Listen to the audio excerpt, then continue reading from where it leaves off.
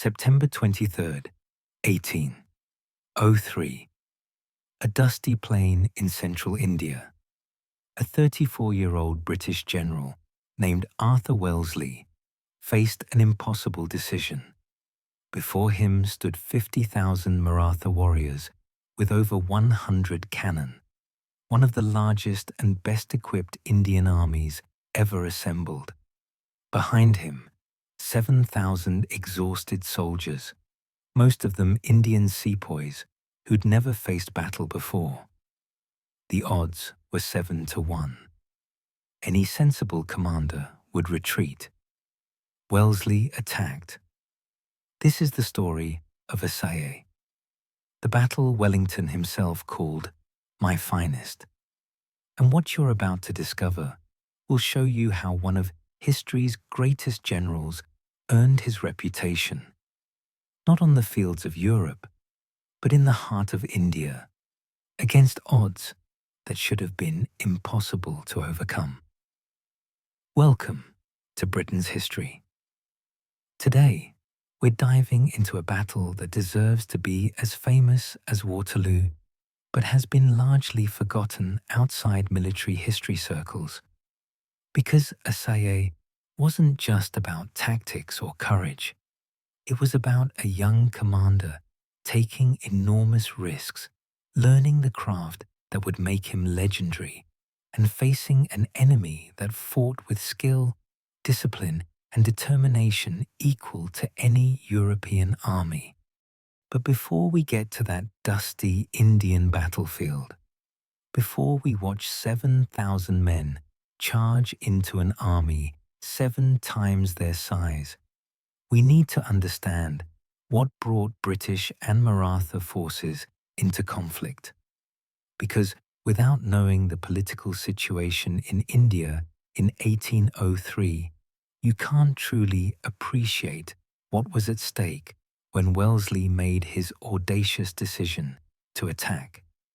And if you're enjoying this deep dive into history, make sure you're subscribed. We've got dozens more forgotten battles lined up, each one as dramatic as Assaye. Don't miss them. Let's go back to the late 18th century, when India was a patchwork of competing powers. The Mughal Empire, which had once controlled most of the subcontinent, was in terminal decline. Into this power vacuum stepped 3 major forces: the British East India Company, expanding from its coastal bases, the Kingdom of Mysore, under Tipu Sultan in the south, and the Maratha Confederacy, controlling vast territories across central and western India. The Marathas were formidable. They weren't a single unified kingdom, but a confederation of powerful chiefs owing nominal allegiance to a Peshwa, or prime minister, based in Pune. Maratha armies had developed sophisticated military capabilities, employing European mercenaries to train their troops in modern warfare, casting their own artillery, and fielding disciplined infantry battalions alongside traditional cavalry. This wasn't an army of undisciplined warriors. It was a professional military force that had defeated Mughal armies and challenged British expansion for decades. By 1803, internal Maratha politics had created an opportunity for British intervention.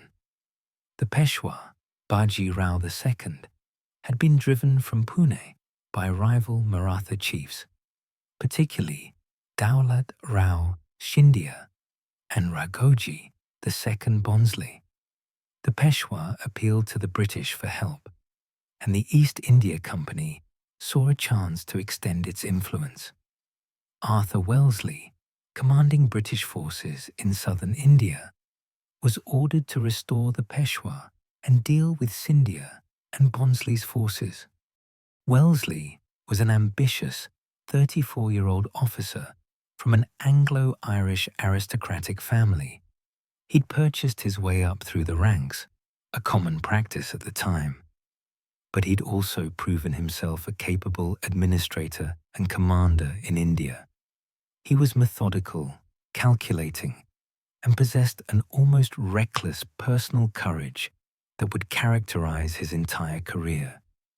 He'd studied military history, learned from experienced officers, and developed strong opinions about how battles should be fought. Assaye would be his first opportunity to prove his theories against a major enemy force. Think about this for a moment. You're a young general facing an army 7 times your size. Your superiors expect you to wait for reinforcements. Every conventional military principle says attacking is suicide. But you see an opportunity, a moment when aggressive action might work. Do you take the risk, or play it safe and possibly lose the strategic advantage? Wellesley faced this choice. What would you have done? Drop your thoughts in the comments. In September 1803, Wellesley was pursuing Scindia's forces across the Deccan Plateau. Intelligence reported that Scindia and Bonsley had combined their armies near the village of Assaye, about 230 miles northeast of Wellesley's base at Poona. Wellesley had approximately 10,500 troops available, but only 7,000 were with him. 4,500 Indian sepoys and 2,500 British soldiers, supported by 17 guns. The rest of his force was elsewhere, gathering supplies or guarding territory. On September 23rd, Wellesley's scouts reported the Maratha position. The enemy had deployed along the north bank of the Kaitna River, a supposedly unfordable stream that created a natural defensive barrier. Behind them flowed another river, the Juar, creating a peninsula-like position with water protecting their rear and flanks. It was an extremely strong defensive position. The Maratha army numbered approximately 50,000 men, 30,000 cavalry and 20,000 infantry, with over 100 cannon. Many of these guns were heavy pieces, expertly served by gunners trained by European mercenaries. Conventional military wisdom said attack was impossible. Wellesley's officers expected him to wait for his remaining forces to arrive, then perhaps attempt to outmaneuver the Marathas. Instead, Wellesley studied the ground and made a characteristic decision. He would attack immediately that afternoon, before the Marathas could redeploy or before nightfall made movement impossible. His reasoning was both strategic and tactical. Strategically, the Marathas might withdraw during the night, forcing him to pursue them further. Every delay gave them more time to gather reinforcements or choose better ground. Tactically, Wellesley had noticed something his officers missed. There were 2 villages, Assaye and Pipulgan, sitting on opposite banks of the Kaitna. Villages meant fords. The supposedly unfordable river could be crossed. The plan was audacious. Wellesley would march his small force north, parallel to the Maratha line, but out of effective artillery range. Then he'd wheel right, cross the Kaitna at the ford near Pipulgan, and attack the Maratha left flank before they could fully redeploy to meet him. Speed and surprise would compensate for his massive numerical disadvantage. It was a gamble. If the crossing took too long, or if the Marathas reacted quickly, his force could be caught straddling the river and destroyed piecemeal.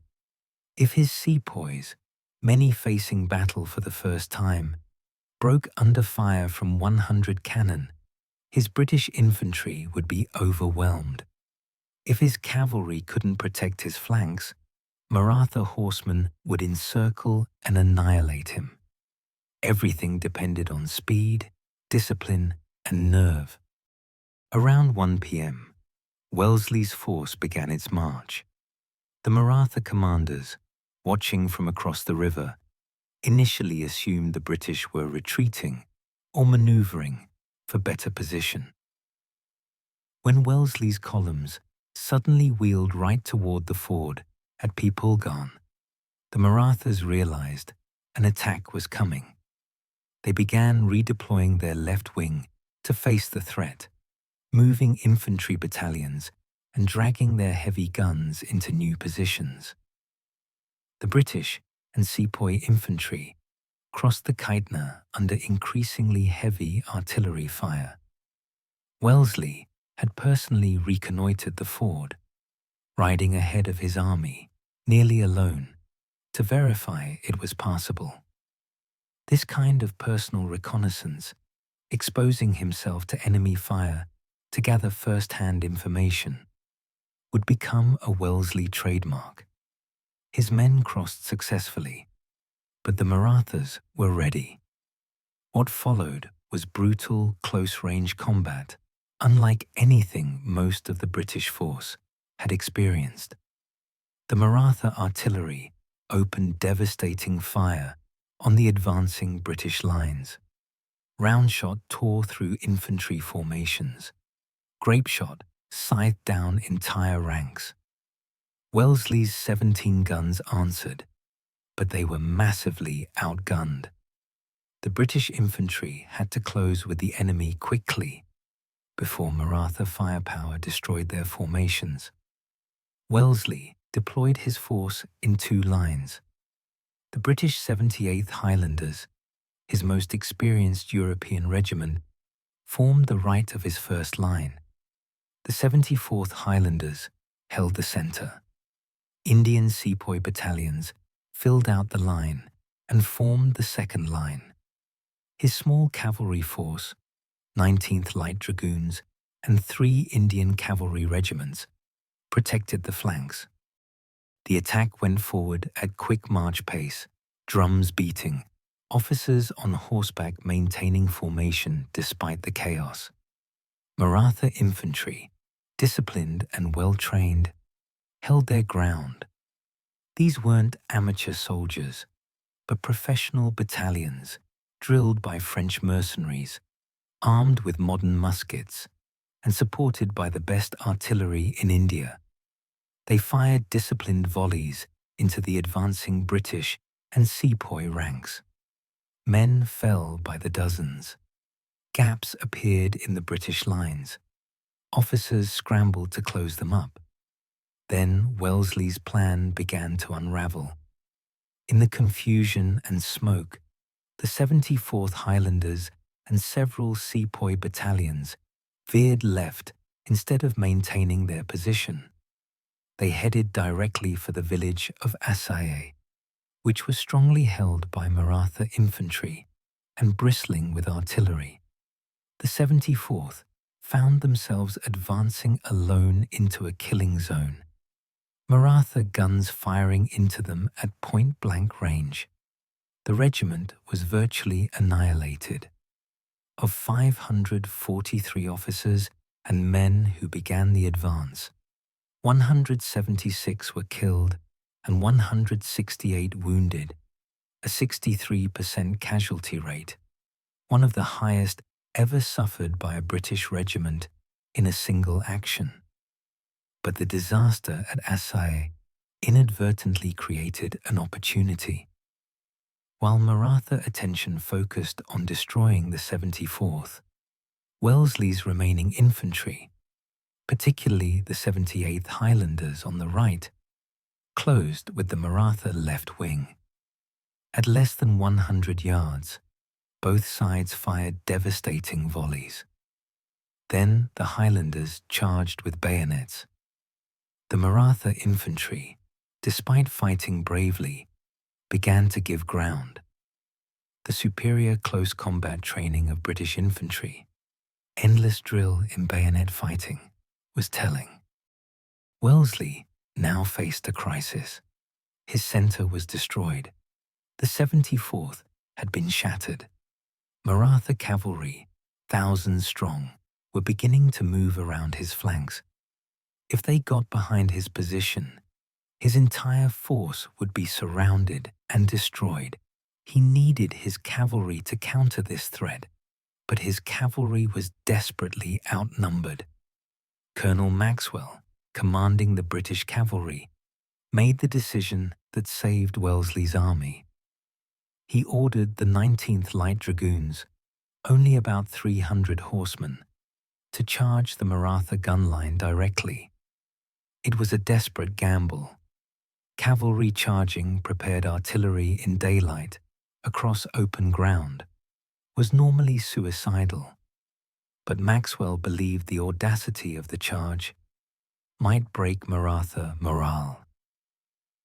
The 19th Light Dragoons thundered forward.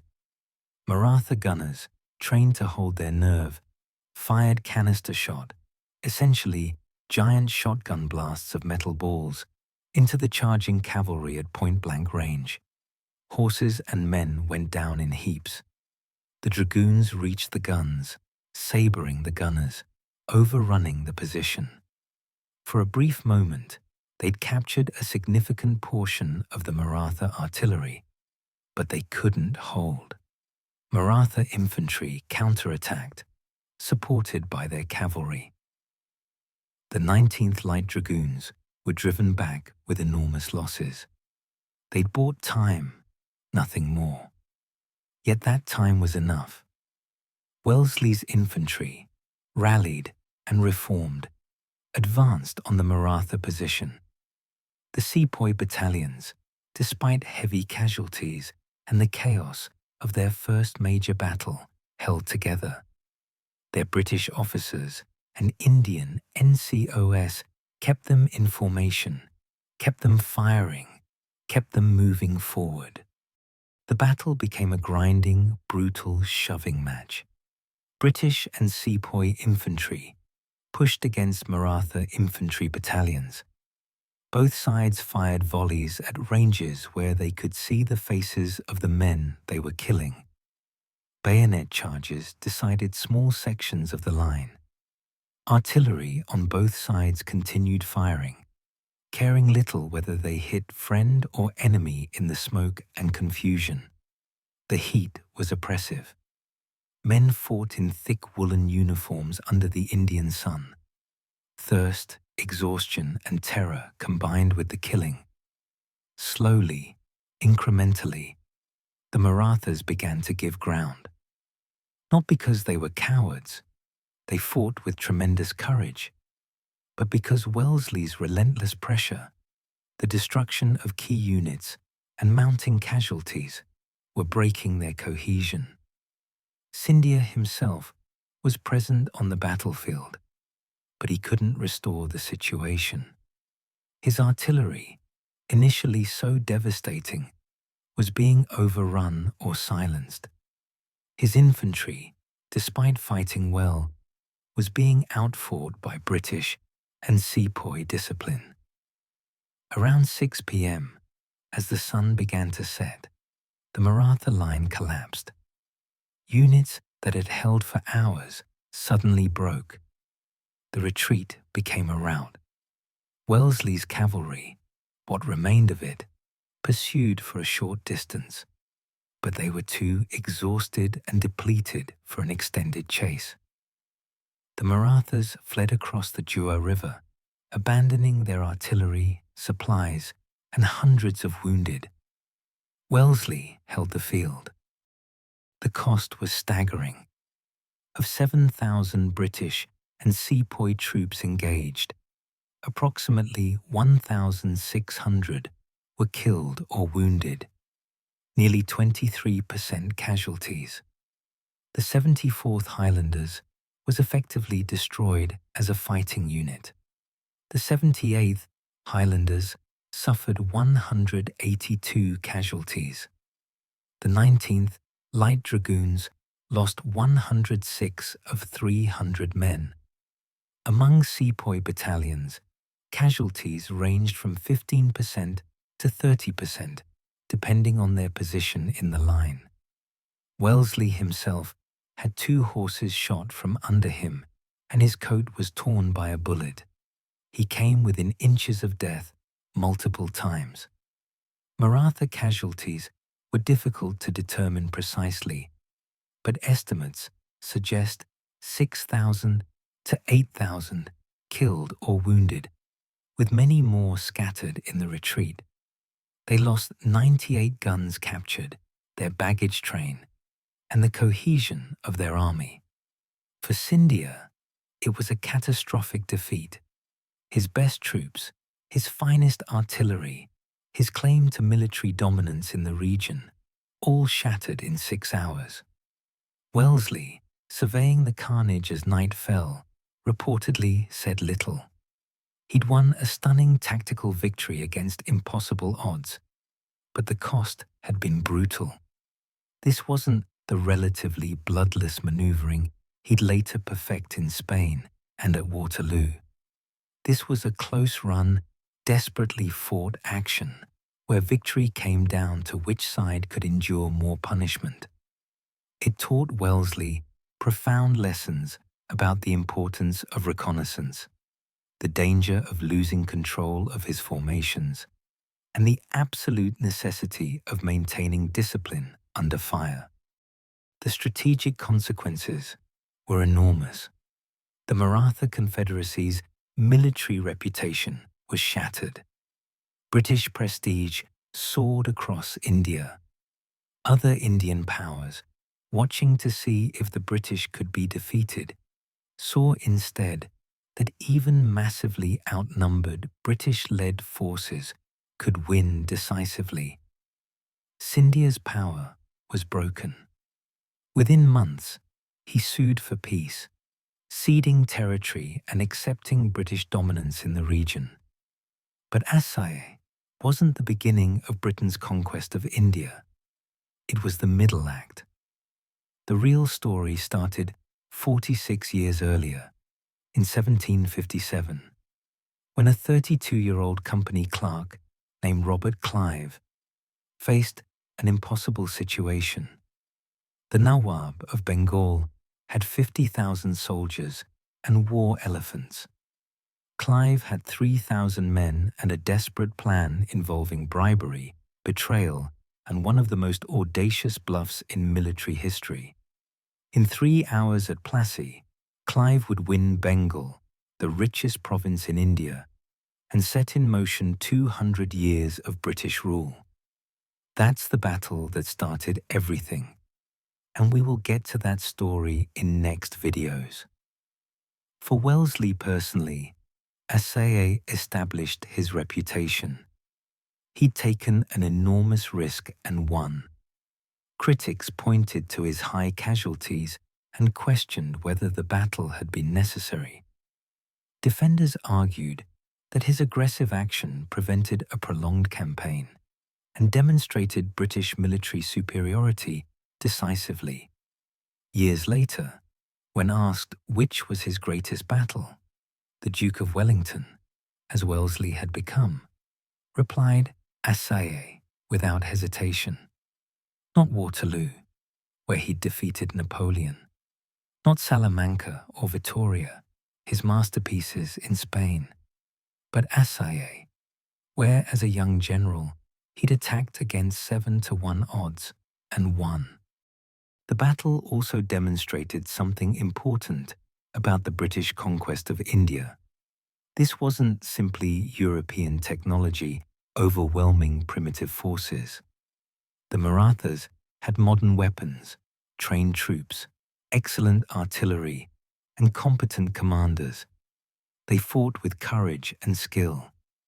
They lost not because they were inferior soldiers, but because British tactical doctrine, particularly infantry discipline and coordinated arms, proved marginally superior in the specific conditions of this battle. On another day, with slightly different circumstances, the Marathas might have won. From an Indian perspective, Assaye represented a turning point in Maratha power. The Confederacy had been the primary indigenous force capable of challenging British expansion. After Assaye, that capability was permanently diminished. The battle didn't end Maratha independence. That would take decades more, but it marked the beginning of the end. British dominance in India, established through battles like Assaye and Plassey before it, would last until 1947. Modern historians debate whether Wellesley's attack was justified. Some argue he took unnecessary risks that could have resulted in disaster. Others contend that his aggressive instincts were precisely what the situation required.